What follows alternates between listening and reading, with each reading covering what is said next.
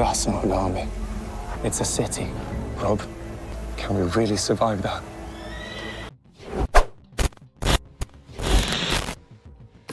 Hey folks, Oliver here for Episode Breakdown, and wow, just wow!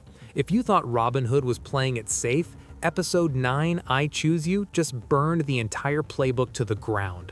This wasn't just an episode, it was a declaration of war, a character massacre, and the brutal birth of a legend. Before we get started, be sure to hit that subscribe button and the notification bell so you don't miss any of our breakdowns. Strap in, because we're diving into every single gut-wrenching detail, spoilers blazing, right now. We open in pure grief. Henry Miller is dead, and Robin Hood isn't stealing treasure, he's taking a prisoner. He and the merry men storm Warwick Castle and drag the vicious Baron Warwick back to Sherwood. But this isn't a negotiation. Warwick tries to bribe them with gold in secret tunnels, but Robin and the Saxons see only the symbol of Norman oppression. Then comes the fracture. Friar Tuck, a Norman and a man of God, pleads for mercy. He says killing a defenseless man is a moral crime that continues the cycle of violence. But Little John and others demand Saxon justice, blood for blood. The tension crystallizes on Rosemary Miller, Henry's sister who wanted this revenge. When the moment comes, she freezes. She can't do it. And in that vacuum of hesitation, her brother Drew steps forward. He says this is justice for his brother, and he executes Warwick. It's a seismic moment. The act of vengeance they all wanted costs them their moral center. A disgusted Tuck tells Robin he's lost his way, that he's meant for something greater, and he walks out. Robin's first major loss as a leader isn't a battle, it's a friend. A man who would lead the Saxons to something greater. I'm trying to lead them to freedom, Tuck. Meanwhile, in Westminster, the political knives are out. Queen Eleanor confronts Prince John with evidence, given to her by Marian, of his plot with the Archbishop of Lille to get the Pope's backing. Their mother-son chat is pure venom. John calls her a serpent and immediately deduces Marian's the informant. What follows is a chilling, brutal scene. John corners Marian, inviting her to France. When she refuses, he drops the act and violently assaults her. It's a game-over moment for Marian's faith in the nobility of this court. You didn't think I'd notice that my mother's favorite little mutt was sniffing through my affairs. At the same time, the Sheriff of Nottingham arrives, excited to tell Eleanor he's found a merry man's hideout and wants troops. Eleanor, ice cold, shuts him down. She reveals King Henry has already sent his own solution, Guy of Gisborne. And then she implies, heavily, that if the sheriff wants to survive, he should probably eliminate this new knight. The Queen is playing 4D chess with lives. You must defend what's yours. Yet even the fiercest dog must be put down if it threatens the wrong master. Back in Sherwood, Robin is haunted by Tuck's words, unaware the sheriff's spy who infiltrated them during the prison break is in the woods with orders to assassinate him. Just as the spy is about to strike, who intervenes? Friar Tuck. He kills the spy to save Robin. Tuck is traumatized. He took a life, but in processing it as self-defense, he finds a grim new purpose. He returns and challenges Robin. Stop being a pawn of your rage. Lead with a purpose or the violence will eat you alive.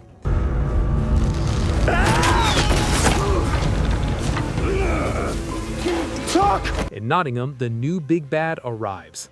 Guy of Gisborne makes his move. He first allies with Marian's father, the Earl of Huntingdon, who hates the sheriff. Together, they plot to remove Sheriff Philip. Then, Guy arrogantly marches into the sheriff's own hall and installs himself there. It's a naked power grab.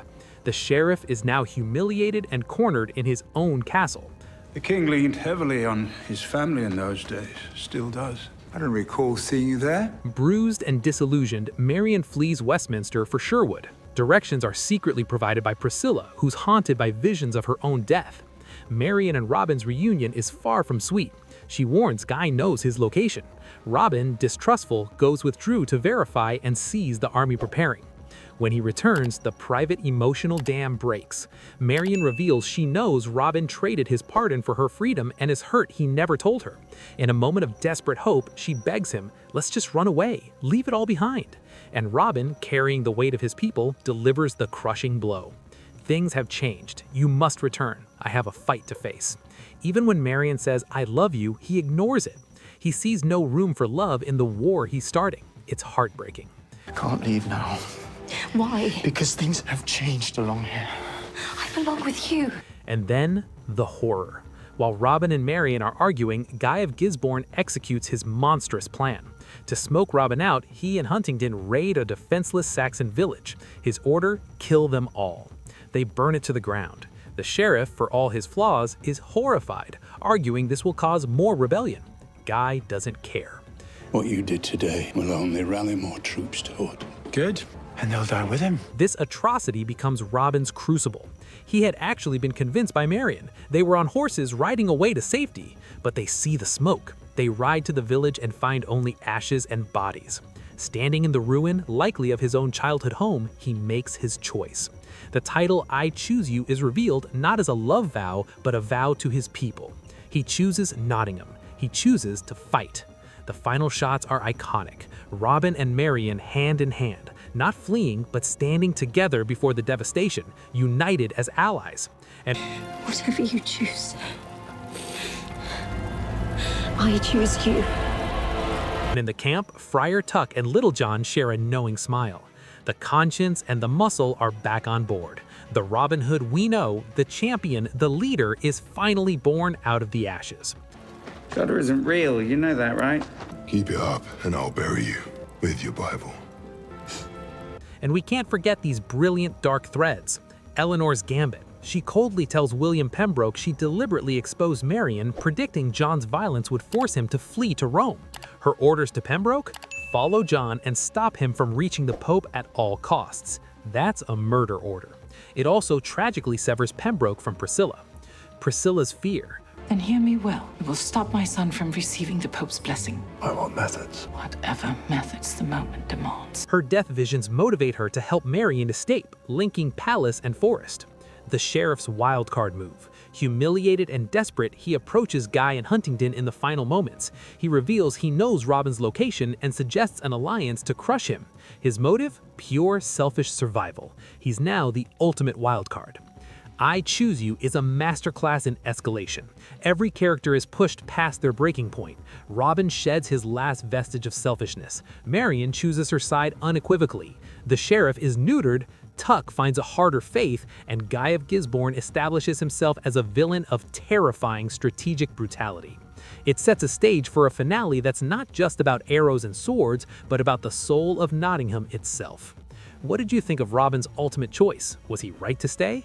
Let's fight about it in the comments. Smash that like if you love this deep dive, subscribe for more breakdowns, and hit the bell so you don't miss our analysis of the inevitable finale. I'm Oliver, and I'll see you in the next episode.